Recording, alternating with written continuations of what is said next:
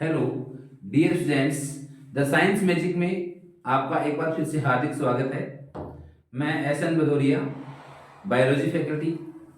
हम इससे पहले जो बात कर चुके हैं रिप्रोडक्शन इन ह्यूमन, मानव में जनन, और मानव में जनन वाला जो अपना चैप्टर है, इसमें हम जो जनन अंग हैं, male reproductive organs and female reproductive organs, उनका जनरल इंट्रोडक्शन कर चुके हैं।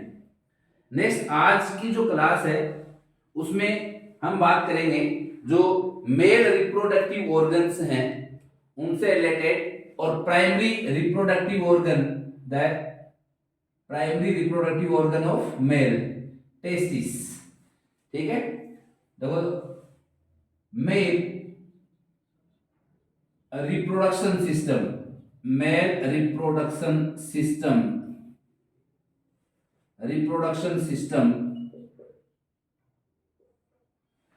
इसमें अपना जो फर्स्ट टॉपिक है ये, इसके अंदर जो प्राथमिक जनन अंग हैं, प्राइमरी रिप्रोडक्टिव ऑर्गन्स, जिसकी हम चर्चा कर चुके हैं, लाइटली डिस्कस कर चुके थे इसको, टेस्टिस, वृषण या टेस्टिस। तो आज सबसे पहले हम उसी को डिस्कस करेंगे, टेस्टिस, वृषण या टेस्टिस। नंबर 1, वृषण या testis. So my dear friends, testis या वृषण नर मनुष्य के प्राथमिक जनन अंग माने गए हैं। किस प्रकार के जनन अंग माने गए हैं भैया? प्राथमिक जनन अंग, प्राइमरी रिप्रोडक्टिव ऑर्गन माने गए हैं। अब इनको प्राथमिक जननांग क्यों कहें? हालांकि इसका मतलब पहले वाली जो क्लास थी उसके अंदर हम बता चुके थे, लेकिन फिर से एक बार इसको रिवाइज कर लेते हैं।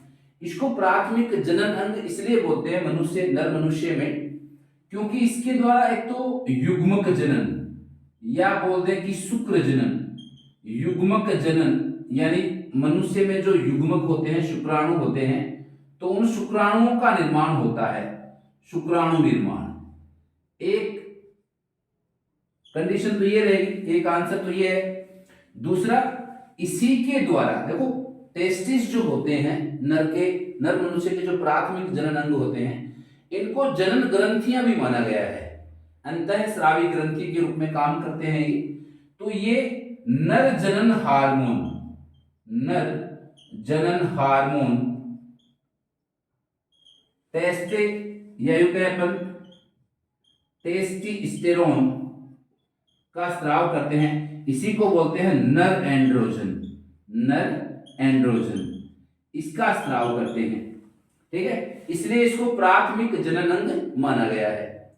अब बात करते हैं कि टेस्टिस या नर मनुष्य के जो प्राथमिक जनन अंग है, प्राइमरी रिप्रोडक्टिव ऑर्गन्स होते हैं, इनकी एक्सटर्नल स्ट्रक्चर जो है वो कैसी होती है? ठीक है, तो इसकी अगर हम एक्सटर्नल स्ट्रक्चर देखें, बाह्य संरचना देखें, बाह्य संरचना या एक्सटर्नल स्ट्रक्चर, बाह्य संरचना, देखो सबसे पहले हम बात करें एक्सटर्नल स्ट्रक्चर में कि नर मनुष्य के जो प्राथमिक जनन अंग होते हैं, इनका आकार कैसा होता है। अगर हम इसके आकार की बात करें तो इनका आकार होता है भाई अंडाकार। कैसा होता है? अंडाकार होता है, ओव्यूल शेप होते हैं ये। दूसरा, अगर इनका रंग देखें हम, हालांकि आंतरिक स्ट्रक्चर, आंतरिक जो संरचना हम देखेंगे, इंटरनल स्ट्रक्चर इसकी, तब इसमें हम बात करेंगे। ठीक है, रंग हालांकि गुलाबी रंग के होते हैं, ये गुलाबी रंग के होते हैं, लेकिन ये आंतरिक संरचना में आता है। फिर बात करें अपन इनकी स्थिति, इनकी स्थिति कहाँ है। ठीक है, तो ये स्थिति देख लेना अच्छे से इसकी। नर मनुष्य में दोनों पैरों के मध्य, दोनों पैरों के मध्य में, यानी स्थिति कहां? दोनों पैरों के मध्य, पैरों के मध्य, दोनों पैरों के मध्य, उदर गुहा से बाहर, उदर गुहा से बाहर, बाहर एक थैलेनुमा संरचना वृषण कोश में स्थित होते हैं। ठीक है, स्क्रोटम या वृषण कोश, में स्थित होते हैं, में स्थित होते हैं। ठीक है, यानी दोनों पैरों के मध्य में उदर गुहा से बाहर, और वृषणकोश, वृषणकोश एक थैली नुमा संरचना होती है। जैसे मैं बात करूं, मान लो ये है वृषणकोश, इस प्रकार से है, मान लो वृषणकोश। ठीक है, तो इस प्रकार से जो वृषणकोश, ये थैलीनुमा जो स्ट्रक्चर बनाई है यहाँ पर, इस थैलीनुमा संरचना के अंदर होते हैं इस प्रकार से। ठीक है, यानी अंडाकार है दोनों। ठीक है, इस प्रकार से। ठीक है, तो ये दोनों अंडाकार जो संरचनाएं होती हैं, वृषण होते हैं, ये दोनों पैरों के मध्य उदर गुहा से बाहर और वृषणकोश में स्थित होते हैं। अब ये हम जानते हैं, कई बार प्रश्न आ जाता है कि मनुष्य में वृषण जो है वो उदर गुहा से बाहर या देह गुहा से बाहर स्थित होते हैं, क्यों होते हैं? ठीक है, तो उसके पीछे रीजन होता है कि भाई मनुष्य की बॉडी का टेम्परेचर कितना माना गया है? ह्यूमन बॉडी का टेम्परेचर माना गया है एवरेज टेम्परेचर माना गया है 37 डिग्री सेंटीग्रेड। ठीक है, एवरेज टेम्परेचर, जबकि 37 डिग्री सेंटीग्रेड पर स्पर्म का फॉर्मेशन नहीं हो पाता है। ठीक है, और स्पर्म फॉर्मेशन नहीं हो पाता, इसका मतलब ये हुआ कि इनका तो बॉडी के अंदर अगर रहेंगे तो स्पर्म फॉर्मेशन नहीं हो पाएगा, तो जनन प्रक्रिया कंप्लीट नहीं होगी। ठीक है, जबकि उदर गुहा से बाहर जो स्क्रोटम होते हैं, ठीक है, ये स्क्रोटम का जो टेम्परेचर है, ये जो पार्ट है ना, यहाँ पर जो थैलेनुमा स्ट्रक्चर बताई है, इसको क्या बोलते हैं? स्क्रोटम बोलते हैं, यानी वृषणकोश बोलते हैं, वृषणकोश या स्क्रोटम। ठीक है, और ये एक थैलेनुमा संरचना होती है। इस स्क्रोटम का टेम्परेचर होता है लगभग 34.5 डिग्री सेंटीग्रेड से 35 डिग्री सेंटीग्रेड तक होता है। यानी बॉडी टेम्परेचर की तुलना में जो टेम्परेचर माना गया है वो कितना माना गया है? 2 से 2.5 डिग्री सेंटीग्रेड कम माना गया है। किसका? स्क्रोटम का टेम्परेचर माना गया है। ठीक है, तो हम ये बोले कि इनमें स्पर्म का फॉर्मेशन इजीली हो सके, इसलिए इनको वृषणकोश यानी उदर गुहा से बाहर माना गया है, या रखा है, सॉरी, अपनी जो स्थिति है, अपनी जो फिजियोलॉजी है उसके अकॉर्डिंग बाहर स्थित होते हैं ये। अब देखो, ये जो वृषणकोश है, एक थैलेनुमा संरचना है, इसके अंदर स्थित होते हैं वृषण। ठीक है, अब हमारी जो वृषणकोश की गुहा है, वृषणकोश की गुहा, वो बॉडी देह गुहा से, उदर गुहा से एक नलिका के द्वारा जुड़ी होती है, और उस संकरी नलिका को बोला जाता है वृषण नाल। वृषण नाल बोला जाता है, या इसी का नाम है वक्षण नाल। वक्षण नाल, इसी को बोलते हैं इंग्विनल केनाल।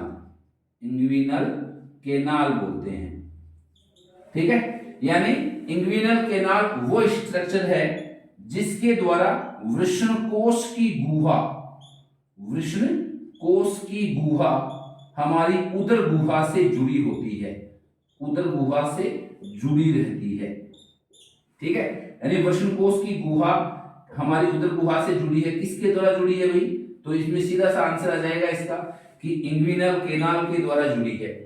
ठीक है, इस इंग्विनल केनाल में कौन कौन सी संरचनाएं होती हैं? तो इस इंग्विनल केनाल के अंदर देखो, एक तो होती है शुक्रवाहिनी, भाई वृषण से शुक्रवाहिनी निकल कर जाएगी शुक्राशय में, तो शुक्राशय बॉडी के अंदर होता है, तो शुक्रवाहिनी होती है। और क्या होता है? और रक्त सिलिकाएं होती हैं, या रक्त सिराएं होती हैं। ठीक है, ब्लड वेन्स होती हैं, रक्त धमनियां होती हैं।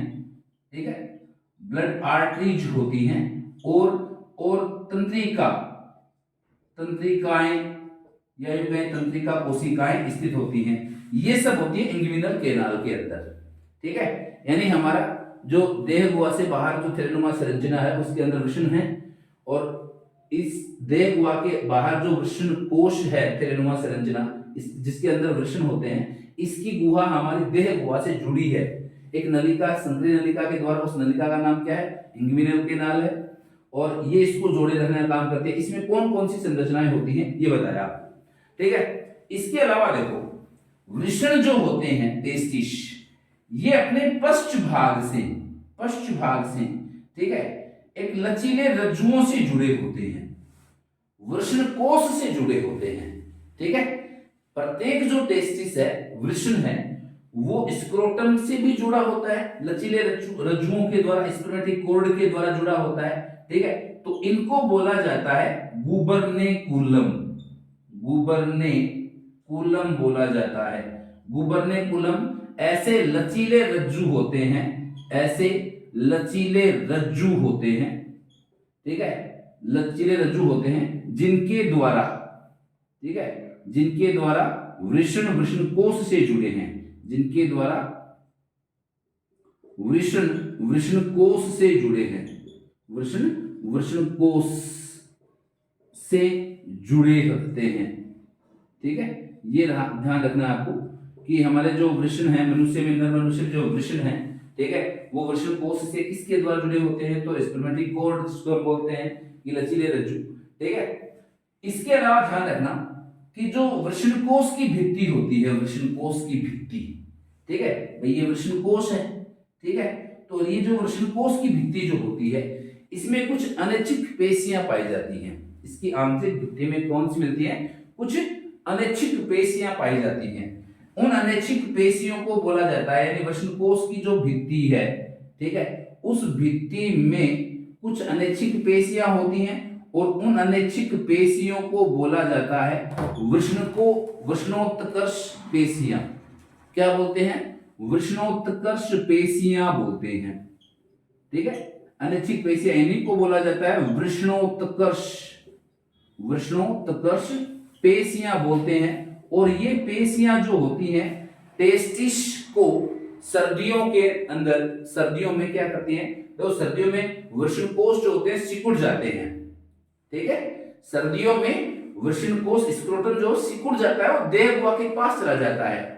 उसके पीछे रीजन ये होता है क्योंकि मतलब सर्दियों में बाहर का जो टेम्परेचर है वो वृषणकोश के टेम्परेचर को प्रभावित कर सकता है, और उस कंडीशन में क्या होगा, उस कंडीशन में मतलब शुक्राणुओं का निर्माण प्रभावित हो सकता है, ठीक है। तो जो वृषणकोश की जो पेशियां होती हैं, अनैच्छिक पेशियां भित्ति मिलने वाली, जिनको बोलते हैं क्रीमास्टर मसल्स या वृषणोत्कर्ष पेशियां, वो सिकुड़ जाती हैं। और उनके सिकुड़ने से क्या होता है, जो वृषणकोश होते हैं वो देह गुहा के ज्यादा पास चले जाते हैं, अधिक पास में, ठीक है, ताकि इनके अंदर मतलब टेम्परेचर, वृषणकोश का टेम्परेचर कम नहीं हो, ठीक है। जो डिसाइड किया गया है, जो जितना मतलब चाहिए होता है, बॉडी के अकॉर्डिंग होता है अलग अलग मनुष्य में, ठीक है, तो उसके अकॉर्डिंग टेम्परेचर बना रहे और इसमें स्पर्म का फॉर्मेशन होता रहे, ठीक है। तो ये इसकी थी एक्सटर्नल फीचर्स, यानी मनुष्य में वृषण एक जोड़ी होते हैं, संख्या में कितने बताए इनको, एक जोड़ी होते हैं ये, ठीक है। अंडाकार के आकार में कैसे होते हैं, अंडाकार होते हैं, ठीक है, गुलाबी रंग के होते हैं। स्थिति देखें तो उदर गुहा से बाहर दोनों पैरों के मध्य एक थैलेनुमा संरचना है, वृषणकोश उसमें स्थित होते हैं। वृषणकोश की गुहा हमारी देह गुहा से जुड़ी है, उदर गुहा से जुड़ी है, और नलिका का नाम वृषणनाल या वक्षणनाल, ठीक है। इस वृषणनाल या वक्षणनाल के अंदर ही मतलब शुक्रवाहिनी, रक्तशिराएं, धमनियां, तंत्रिकाएं इससे प्रवेश करती हैं, ठीक है। वृषणकोश की गुहा उदर गुहा से जुड़ी इसी नलिका के द्वारा है। इसकी भित्ति जो होती है, ठीक है, उसमें अनैच्छिक पेशियां मिलती है वृषणकोश की भित्ति में। साथ ही प्रत्येक वृषण जो है वो वृषणकोश के पश्च भाग से जुड़ा होता है लचीले रज्जुओं से। उन लचीले रज्जुओं को बोला गया है गुबर्नेकुलम। क्या बोला गया है, गुबर्नेकुलम बोला गया है। और गुबर्नेकुलम वे स्पर्मेटिक कॉर्ड या वृषण के रज्जु हैं जिनके द्वारा अपन कहेंगे भाई मतलब जो वृषणकोश है वो मतलब टेस्टिस या वृषण से जुड़ा रहता है। तो ये इसके एक्सटर्नल फीचर्स के अंतर्गत आते हैं। नेक्स्ट हम बात करें इसमें कि जो इसकी आंतरिक संरचना है वो कैसी होती है टेस्टिस की, ठीक है। तो देखो इसकी इंटरनल स्ट्रक्चर यानी इंटरनल स्ट्रक्चर ऑफ टेस्टिस वो देखते हैं अपन। आंतरिक संरचना में इसमें जो बोर्ड एग्जाम है उसके अंदर लास्ट टाइम 2023 का जो बोर्ड एग्जाम हुआ था उसके अंदर मादा जनन तंत्र का डायग्राम पूछा गया था, मादा जनन तंत्र का। तो अब की बार हो सकता है कि नर जनन तंत्र का डायग्राम पूछे, ठीक है। तो उसके अकॉर्डिंग भी ये ज्यादा इंपॉर्टेंट है, क्या पता टेस्टिस में से क्वेश्चन आ जाए, ठीक है। देखो आंतरिक संरचना, इंटरनल स्ट्रक्चर ऑफ टेस्टिस, आंतरिक संरचना, आंतरिक संरचना या internal structure of testis, internal structure of testis. ठीक है, वृषण की आंतरिक संरचना। अब देखो वृषण की आंतरिक संरचना देखें तो उससे पहले हम बात कर चुके हैं कि ये अंडाकार हैं, गुलाबी रंग के हैं। अगर इनके हम बात करें, लंबाई की बात करें, इनकी लंबाई, तो इनकी लंबाई होती है लगभग 4 से 5 सेंटीमीटर। ठीक है, इनकी जो चौड़ाई या मोटाई मानी गई है, चौड़ाई या मोटाई, वो मानी गई है लगभग 2 से 2.5 सेंटीमीटर। ठीक है, और इनके अंदर जो वजन माना गया है, भार, वजन, वो माना गया है 10 से 15 ग्राम। यानी प्रत्येक वृषण, टेस्टिस जो है मनुष्य का प्राथमिक जनन अंग जो है, ठीक है, इसका भार कितना, एक टेस्टिस के अंदर लगभग 10 से 15 ग्राम भार होता है। ठीक है, इनकी चौड़ाई या मोटाई होती है 2 से 2.5 सेंटीमीटर, इनकी लेंथ होती है 4 से 5 सेंटीमीटर। अब देखो प्रत्येक जो टेस्टिस होता है, प्रत्येक टेस्टिस गुलाबी रंग का है, अंडाकार है। ठीक है, तो इसमें देखें अपन यहाँ इसको डायग्राम देख लें रफली। ठीक है, जैसे मान लो हम कहेंगे कि ये अंडाकार स्ट्रक्चर है इस प्रकार से। ठीक है, ये इसकी अंडाकार स्ट्रक्चर है। ठीक है, अब इसके अंडाकार स्ट्रक्चर में देखो इस पर दोहरा आवरण मिलता है भाई। क्या मिलता है, इस पर दोहरा आवरण मिलता है। टेस्टिस, प्रत्येक टेस्टिस के ऊपर कैसा आवरण मिलता है भाई, दोहरा आवरण। ठीक है, मतलब डबल लेयर्ड होता है ये। ठीक है, कैसा होता है, डबल लेयर्ड होता है। और इस दोहरे आवरण को बोला जाता है, ठीक है, वृषण पर जो दोहरा आवरण होता है, ठीक है, इस दोहरे आवरण को बोला जाता है वृषण खोल। क्या बोलते हैं इसको, वृषण खोल बोलते हैं। ठीक है, एक तरह से टेस्टिस का जो मतलब एनवेलप या अपन इसका जो कवर है वो बोलते हैं। इसका जो बाहरी आवरण होता है ना, बाह्य, ठीक है, ये बाह्य, ठीक है, बाह्य आवरण। ठीक है, तो इस बाह्य आवरण को बोला जाता है ट्यूनिका वेजाइनलिस। ट्यूनिका वेजाइनलिस बोलते हैं। ठीक है, या हिंदी में बोले तो योनिक स्तर बोलते हैं इसको। क्या बोलते हैं इसको, योनिक स्तर। ठीक है, योनिक स्तर। ये किससे बना होता है, ट्यूनिका वेजाइनलिस, ये बना होता है उदरीय आवरण से। जैसे हम कहेंगे भाई हमारी जो स्किन है उसको अगर हम थोड़ा सा छीले तो उसके अंदर से कैसी स्ट्रक्चर होती है एक तरह से। ठीक है, तो उसी प्रकार का ये बाह्य आवरण होता है इसका। ठीक है, तो हम ये कहें कि इसका फॉर्मेशन कैसा होता है, तो इसका फॉर्मेशन होता है उदरीय आवरण से निर्मित होता है। ये उदरीय आवरण से, उदरीय आवरण से निर्मित है। ठीक है, नेक्स्ट इसका जो आंतरिक आवरण होता है, ठीक है, इसका अंदर वाला जो आवरण है, ठीक है, अंतः आवरण। ठीक है, इस अंतः आवरण, इसको क्या बोलते हैं, इसको बोलते हैं ट्यूनिका एल्बुजेनिया। क्या बोलते हैं इसको, ट्यूनिका एल्बुजेनिया बोलते हैं, या यूं कहते हैं इसको श्वेत कंचुक स्तर कहते हैं। क्या कहते हैं इसको, श्वेत कंचुक स्तर कहते हैं। ठीक है, या यूं ट्यूनिका एल्बुजेनिया। ये किससे बना होता है, अंदर वाला जो आवरण है ये बना, देखो नाम इसका श्वेत कंचुक स्तर।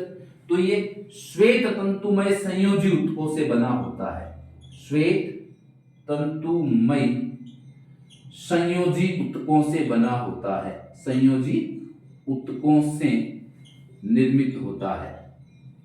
अगर वैसे देखें अपन भाई, ये तो इसके आवरण है, इसका फॉर्मेशन कैसे हुआ होगा। ठीक है भाई, जब एम्ब्रियो स्टेज चल रही थी उसका फॉर्मेशन कैसे हुआ, तो इसका जो उद्भव माना गया है ना भाई, इसका ओरिजिन, ठीक है, ओरिजिन, इसका उद्भव माना गया है, वो माना गया भ्रूणीय मेसोडर्म से। किससे माना गया है, भ्रूणीय मेसोडर्म से, ओरिजिनेट फ्रॉम एम्ब्रियोनिक मेसोडर्म। ठीक है, टेस्टिस का जो ओरिजिनेशन माना गया है। अब देखो इसके बाह्य आवरण हो गए। ठीक है भाई, इसका बाह्य आवरण ट्यूनिका वेजाइनलिस हो गया, इसका अंदर वाला जो आवरण है वो कौन सा हो गया, ट्यूनिका एल्बुजेनिया हो गया। ये किससे बने हैं, इनकी हिंदी में क्या नाम है वो बता दिए। अब होता क्या है इसमें, इसका जो आंतरिक आवरण होता है, ठीक है, वो क्या करता है, जगह जगह से धंस जाता है इसके अंदर।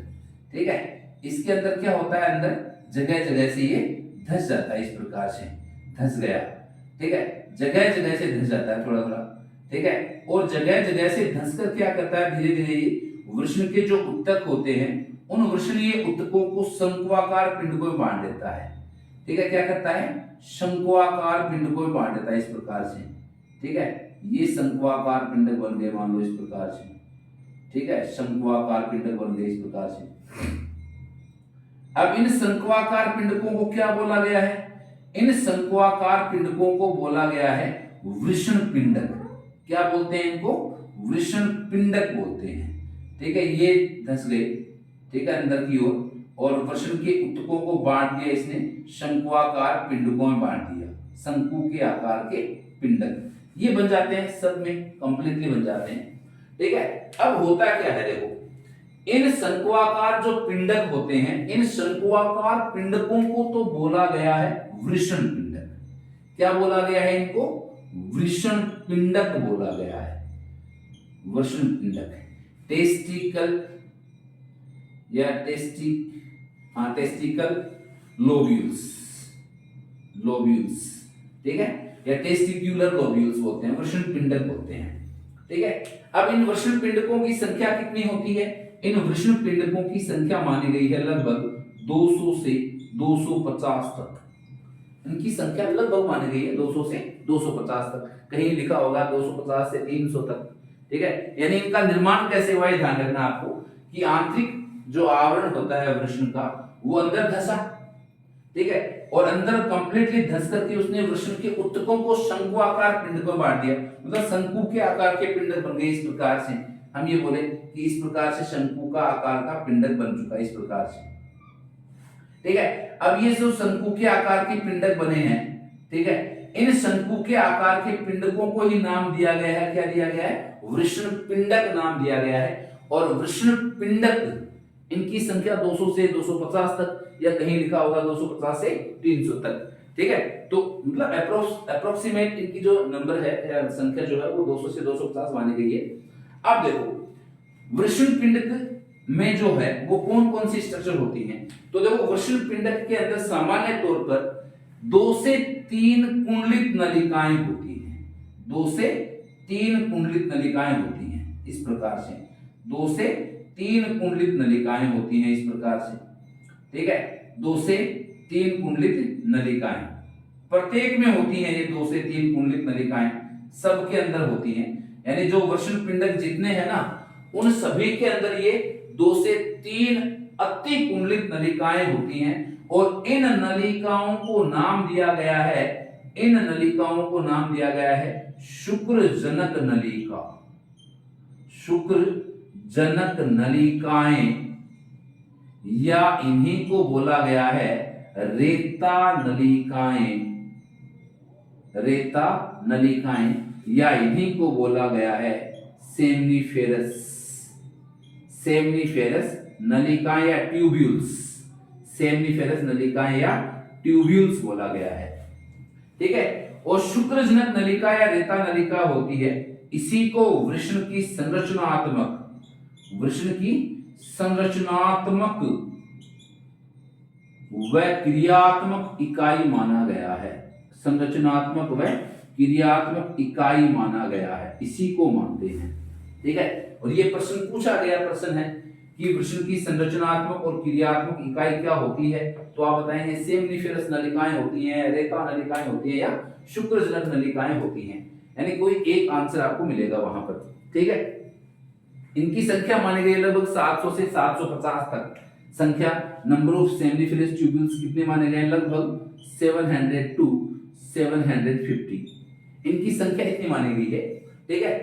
और जब आप देखो मतलब प्रत्येक वृषण पिंडक जो है उसमें 2 से 3 होती हैं, ठीक है, अति कुंडलित नलिकाएं, उन नलिकाओं को बोला गया सेमनीफेरस नलिका या रेता नलिका या शुक्रजनक नलिका, ठीक है, सेमनीफेरस ट्यूब्यूल्स, इन्हीं को वृषण की संरचनात्मक बोलते हैं। इनके अलावा यहाँ पर क्या होते हैं, इनके अलावा यहाँ पर रक्त केशिकाएं होती हैं, तंत्रिका तंतु होते हैं, कुछ स्रावी कोशिकाएं भी होती हैं, ये सब होते हैं। अब देखो जो सेमनीफेरस ट्यूब्यूल्स होती हैं, जैसे मान लो मैं कहूं कि सेमनीफेरस ट्यूब्यूल्स जो होती हैं ये अति कुंडलित हैं, इस प्रकार से हैं सेमनीफेरस नलिकाएं अति कुंडलित, ठीक है, इस प्रकार से हैं, ठीक है, और इस प्रकार से जो अतिकुंडलित नलिकाएं हैं, इन नलिकाओं के बीच में जो जगह है, स्पेस है, ठीक है, यहां भी कुछ कोशिकाएं होती हैं, ठीक है। अब अंतराल है ना भाई, अतिकुंडलित है नलिकाएं, ठीक है, तो उन कुंडलनों के बीच में क्या रह गए, अंतराल, ठीक है, अवकाश रह गई, तो वहां जो कोशिकाएं हैं उनको नाम दिया गया है अंतराली कोशिकाएं, या नाम दिया गया है लिडिग सेल्स। क्या नाम दिया गया है, लिडिग सेल।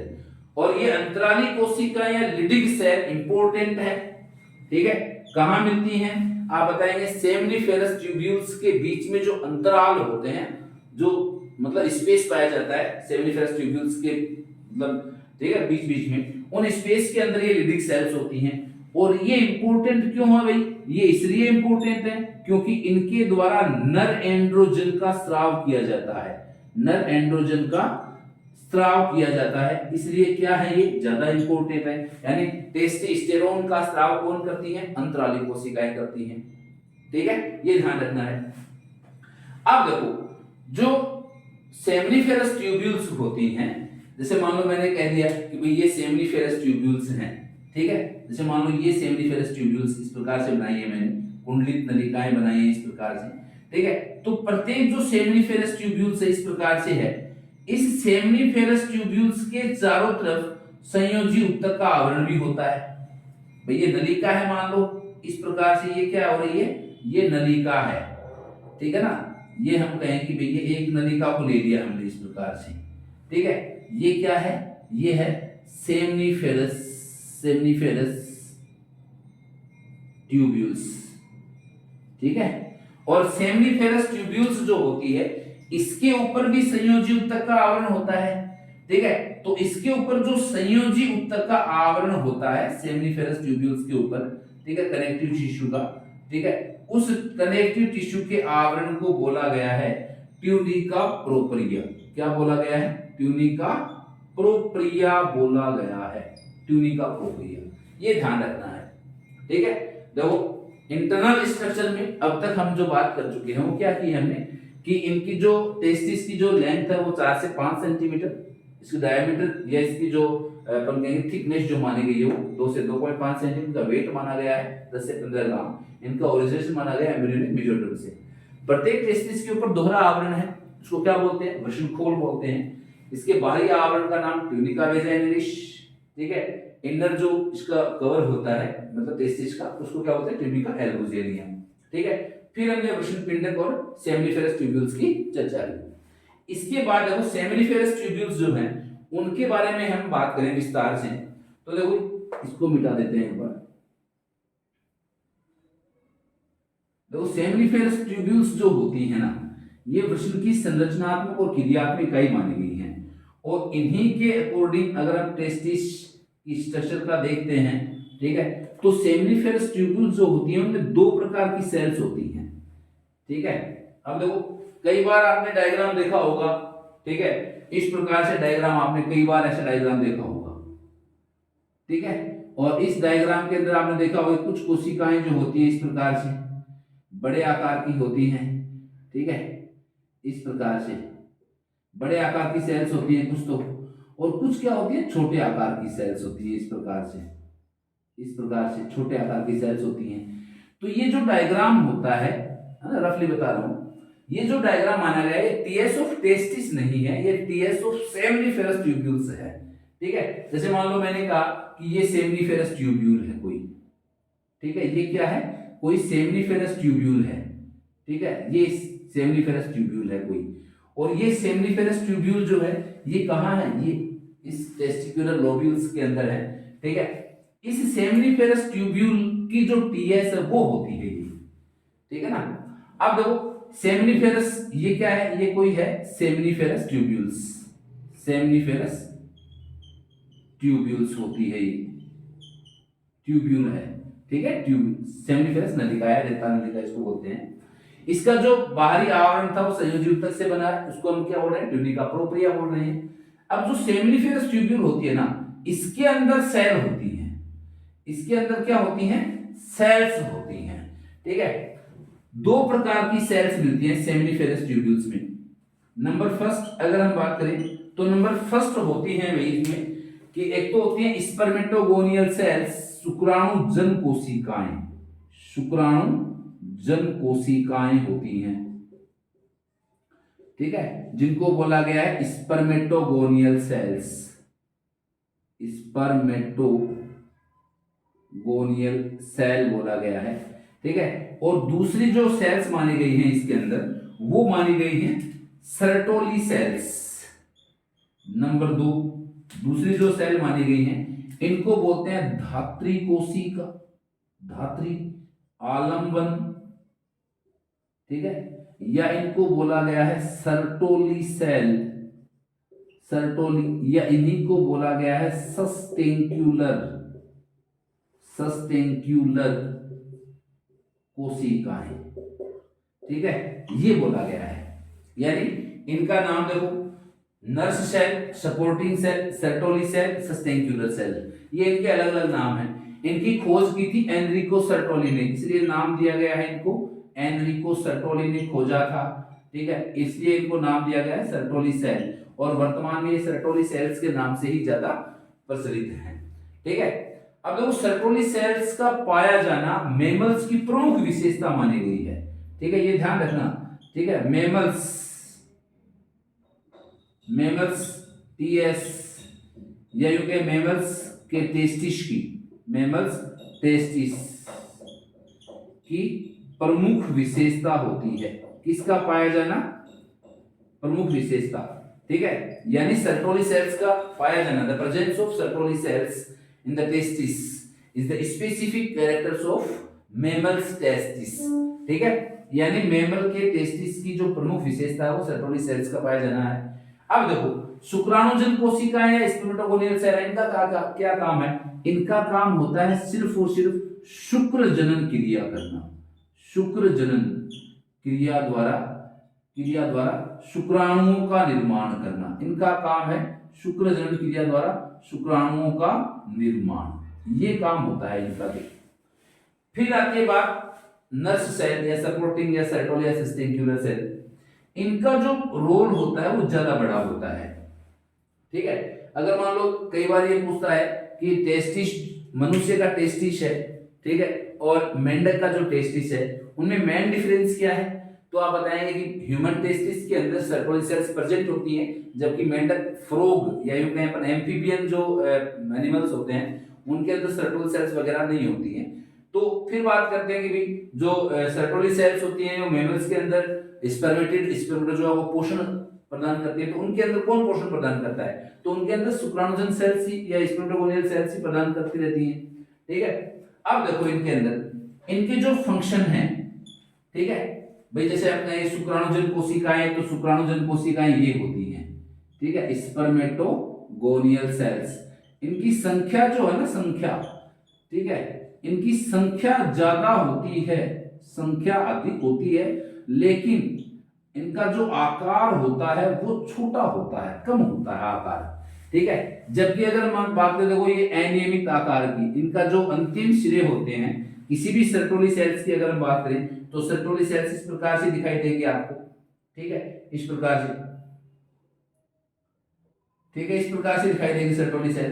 तो सर्टोली सेल का जो अंतिम सिरा होता है ना, अंतिम सिरा, ठीक है, ये यहाँ कहें इसके जो सिरे होते हैं वो कैसे होते हैं, कटे फटे होते हैं, रफ होते हैं मतलब, ठीक है। और इन सर्टोली सेल्स का जो मेन जो फंक्शन माना गया है, इनका जो मेन फंक्शन माना गया है सर्टोली सेल्स का, ठीक है, मेन फंक्शन वो तो ये होता है कि ये नवनिर्मित शुक्राणु, स्पर्मेटिड्स तथा स्पर्मेटोजोआ, शुक्राणु पूर्वी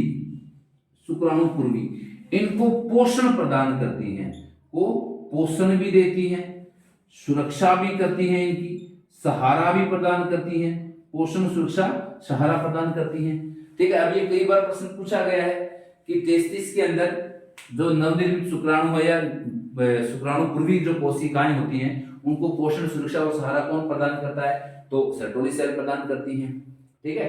इसके अलावा और क्या काम होता है सर्टोली सेल्स का, देखो ये तो मेन फंक्शन है, ये पूछे भी इनकी सर्टोली सेल्स के बारे में बताओ, तो सर्टोली सेल्स संख्या में कम होती हैं, आकार में बड़ी होती हैं, इनके स्वतंत्र सिरे जो होते हैं वो कटी फटी सतह वाले होते हैं, ठीक है, और इनसे जो होते हैं स्पर्मेटिड जो हैं, ठीक है, वो चिपके रहते हैं इस प्रकार से, ठीक है, और वो क्या करते हैं, मतलब शुक्राणु और शुक्राणु पूर्वी जो है वो इससे पोषण न्यूट्रिशन लेते रहते हैं, ठीक है, और इसके बाद ये मेच्योर स्पर्म के अंदर बदल जाते हैं। कहां से पोषण लेने के बाद में? ये सर्टोली सेल से पोषण लेने के बाद में, ठीक है। इनके अलावा और क्या फंक्शन होता है सर्टोली सेल्स का?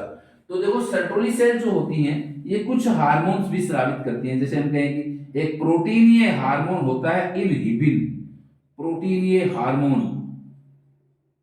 ठीक है, इनहिबिन का स्राव करती हैं, इनहिबिन, ठीक है, और इनहिबिन का काम क्या होता है? इसका काम होता है एफएसएच का संदमन करना, एफएसएच का संदमन और शुक्र जनन क्रिया को प्रेरित, शुक्र जनन को प्रेरण करना, ठीक है। इसके अलावा इनका जो फंक्शन है सर्टोली सेल्स का फंक्शन जो है वो माना गया है क्या?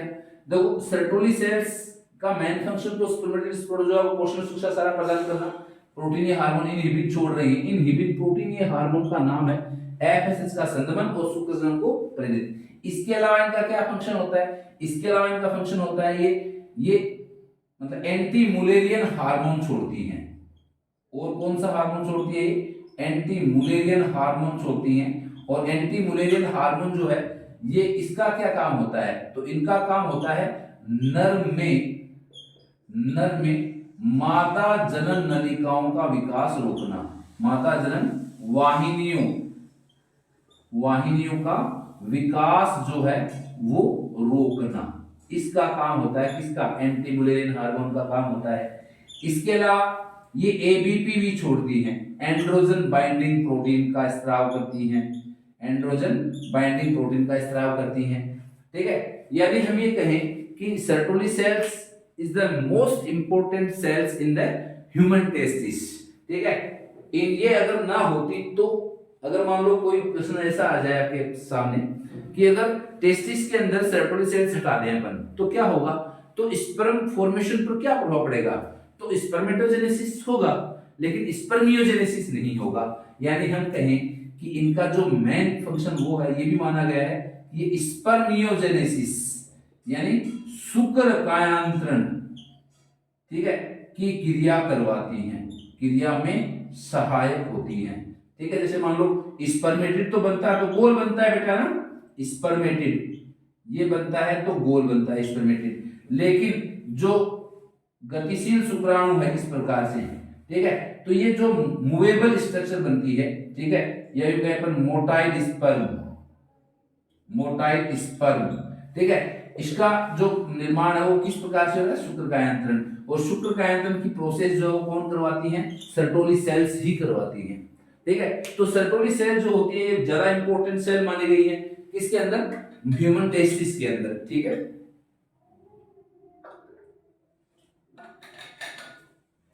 देखो इसके अलावा अगर हम बात करें इसमें कि शुक्राणु पूर्वी जो कोशिकाएं हैं, ठीक है, ये जब कंप्लीटली हम बात कर रहे थे इसकी सर्टोली सेल्स के बाद में, तो देखो सर्टोली सेल के बाद में देखो जो है अपने जो सेमिनिफेरस ट्यूब्यूल्स होती हैं टेस्टिस के अंदर, ठीक है, सेमिनिफेरस ट्यूब्यूल्स वृषण के मध्य भाग में आकर क्या होती है? जुड़ने लगती हैं। जैसे मैं मान लो रफली डायग्राम बनाया था इस प्रकार से कि मान लो ये टेस्टिस है, ठीक है, और टेस्टिस के अंदर ये वृषण जो शंक्वाकार पिंडक हैं ये बन गए हैं, ठीक है ना, शंक्वाकार पिंडक, ठीक है ना, इस प्रकार से बना देते हैं इनको, शंक्वाकार पिंडक बन गए हैं, ठीक है, ये शंक्वाकार पिंडक है इस प्रकार से। और शंक्वाकार जो पिंडक होते हैं इनके,